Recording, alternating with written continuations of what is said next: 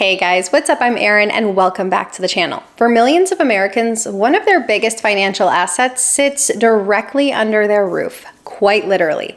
But most people fail to consider this asset when it comes to planning an income for retirement. But today, we're going to look at Vanguard's proven strategy for unlocking $100,000 or more in retirement savings. Imagine tapping into the hidden value of your home, not by selling it outright, but by downsizing or relocating and turning the equity from that sale into a comfortable retirement. Vanguard's latest research might have you asking, could your home hold the key to a wealthier retirement? The fact of the matter is, an overwhelming majority of Americans 60 and older are homeowners. The stat is that 80% of those in this age group are homeowners. Further, for those in this age bracket, their home value makes up 48% of their net worth. But let's look beyond the four walls at the typical financial picture of an American 60 and older. The median annual income for homeowners age 60 and up is about $60,000, and median liquid financial assets is about $87,000, with total net worth of about $350,000. Considering this modest income and the fact that many retirees only have modest liquid assets, being able to access the equity in their home very well could create more opportunities and create a lot more flexibility within their retirement. Vanguard's study illustrates an example of a hypothetical individual who bought a home in the Boston area for $170,000 in the early 1990s when she was in her early 30s. Fast forward to today, that individual is entering into retirement. Her home is completely paid off, and right now she could sell it for around $500,000. And if she decided to relocate to Florida, she might be able to buy a home that suited her needs for a lower price point of, say, $300,000 and extract $200,000 in equity. This $200,000 would then become liquid financial assets or investments that she would be able to draw on in her retirement years. For a retiree with modest savings, an instant six-figure boost to their retirement nest egg that they can access at any time can greatly enhance the retirement and the options they have available to them. And just how realistic is this scenario that Vanguard presents here? Well, as we know, everyone's situation is unique, so it depends on your personal situation. Broadly speaking, for the typical retiree age 60 and older, Vanguard has found that the typical value of home equity extraction using this method is about $99,000. And for those in the top 10%, the amount of home equity that they are able to convert to financial assets after repurchasing a smaller home or a home in a more affordable location is $347,000. That is a very notable figure, considering that the accessible amount of investments for those in the top 10% of this bracket is $223,000. So this move alone could more than double their accessible financial assets. Vanguard classifies two categories of people that this strategy of retire and relocate works best for. One they call lottery winners, and the other they call bargain hunters. The lottery winners are those who were fortunate enough to have owned a home in a very high growth housing market, an area where property values and home values have appreciated at a much faster rate than what is typical. They get to sell during a booming market and cash out a great amount of equity that has grown a substantial amount because their home has appreciated so much in value. These might be people who bought homes decades ago in New York City or Boston or San Francisco, places that are very desirable these days and places that have seen a disproportionate share of increase in home values. Bargain hunters, on the other hand, are those that might not necessarily be in these high growth markets, but are willing to move to low cost of living areas. So maybe right now they're in a modest cost of living area with a larger home than they actually need, and maybe they're willing to downsize and go to a lower cost of living area. The lottery winners are kind of fortunate in that practically any market they choose outside of these hotly desired areas is going to be more affordable to them. However, the bargain hunters have to make a deliberate move to go to a low cost of living area. In either situation, though, the individual gets to tap into the equity of their home to use to help fund their retirement. Vanguard's study suggests that those best in the position to take advantage of a retire and relocate strategy are those in their 50s or 60s, suggesting that those in these age groups might be able to extract 26 or even nearly 30% of their home's value.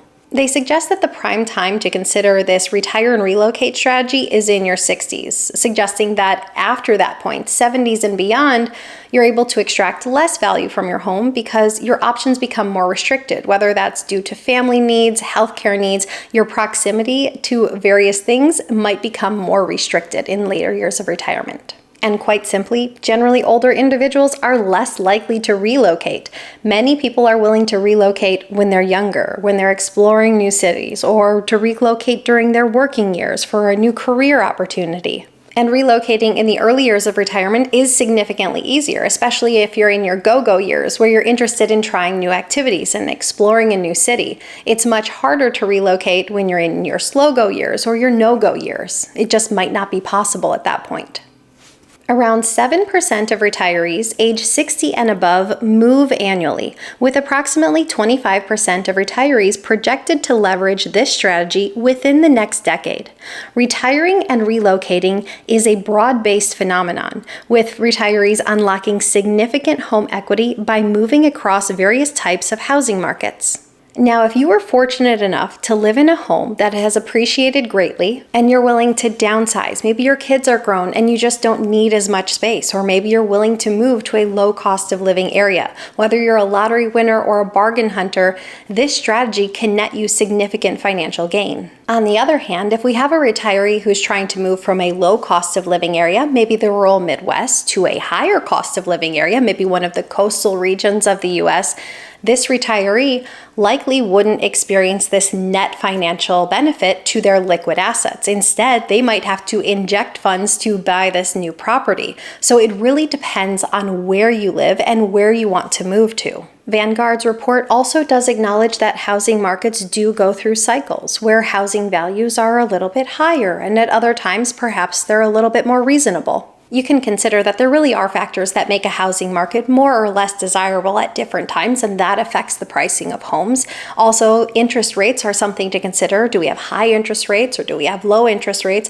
But importantly, this report really did focus on those retirees who had a fully paid off home and used that money to go to another fully paid off home and took the extra equity beyond the price of the newly purchased home and used it as liquid assets to help fund their retirement. They do suggest that a retiree might want to rent on a temporary basis if the housing market is truly unfavorable. But it's also worth keeping in mind that if you're renting, your housing costs are likely going to increase over time with inflation. If you purchase a home, you likely have more stability in your housing costs. But for a short-term solution, if you're exploring a new area, renting certainly can be a consideration. Now, moving to a new area doesn't necessarily remove all of life's problems. A retiree may end up moving and saving big on housing, but you can move to an area where you end up spending more on everyday expenses, and this could very well negate some of the financial benefit of the move. So it's important to be aware of the cost of living indices of any area where you'd like to move. So how is it going to affect your day-to-day budget beyond just your housing budget?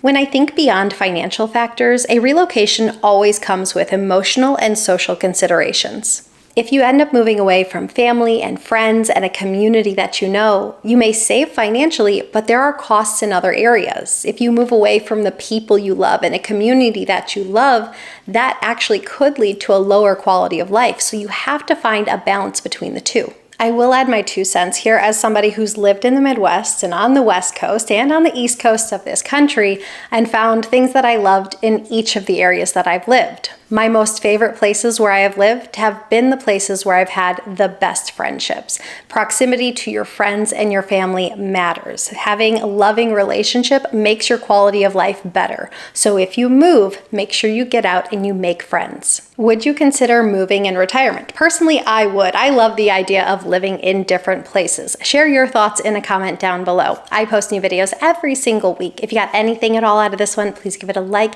If you're new here, please consider subscribing. Or if you know of someone who might get something out of this type of content, please consider sharing. I'll see you soon. Bye. Oh my gosh, I'm so tired of fall. Like, you know when it first shows up and it's beautiful and everyone loves the leaves changing? Yeah, we're past that. The leaves are on the ground, but I need the lawn care to stop. Messes with my filming, and I've been trying to film for 5 hours. Okay. 1 hour until a work meeting. Can I get this done? Pressure. I don't like walking on eggshells because there's someone leaf blowing, lawn mowing, generally just causing noise in that direction, and I only film in between their little noises.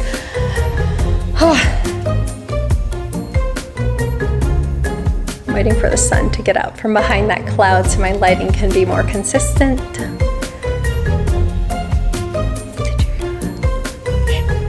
Bargain? That's the bird.